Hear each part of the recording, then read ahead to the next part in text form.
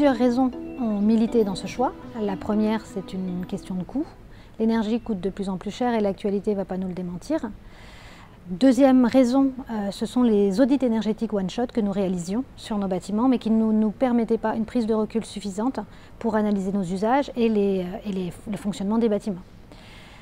Troisième raison, et c'est peut-être celle-là la plus importante aujourd'hui, c'est qu'elle s'inscrit dans le cadre de notre plan stratégique #Nouveau Monde.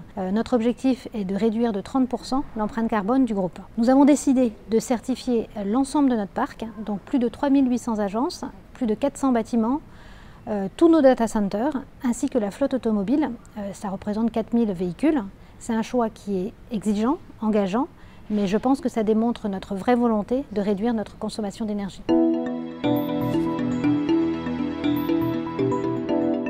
La certification, je n'aime pas parler du terme en soi.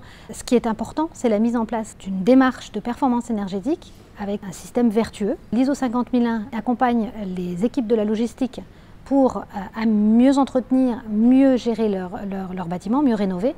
Elle accompagne aussi les collaborateurs du groupe à adopter de nouveaux comportements. Et enfin, elle nous aide à identifier des gisements d'économie pour réduire notre consommation d'énergie. Nous nous sommes fixés un objectif de moins 10% pour 2023. Et la prochaine marche sera le décret tertiaire avec l'objectif de moins 40% pour 2030. Le premier bénéfice de cette démarche, c'est d'embarquer tout le groupe dans cette logique. Par exemple, les salariés avec l'application des nouvelles consignes de température. Deuxième bénéfice de cette démarche, le lancement de projets de rénovation ambitieux sur notre siège historique du Crédit Mutuel, sur Strasbourg, et sur notre siège parisien, le siège du CIC. Ces bâtiments vont bénéficier des plus hautes certifications environnementales.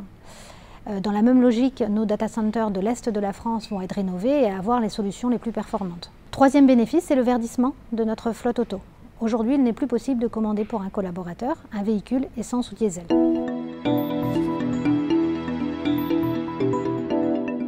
La plus grande difficulté que l'on a rencontrée, c'est notre choix aussi. C'est de mobiliser 70 000 collaborateurs dans cette démarche. Les équipes de la logistique, les mainteneurs. Donc ça a nécessité des rencontres d'une trentaine d'entités pour expliquer les enjeux, le pourquoi de la démarche, leur place nécessaire dans la mise en place de ce système.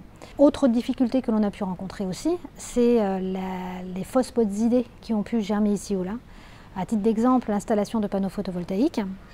Si l'idée en soi est très louable, c'est parce que nous recherchons, nous, au niveau du système de management de l'énergie. Le groupe a par ailleurs décidé d'investir 5% de notre consommation en énergie verte. Mais nous, dans le cadre de ce système de management de l'énergie, ce qu'on recherche, c'est la sobriété énergétique.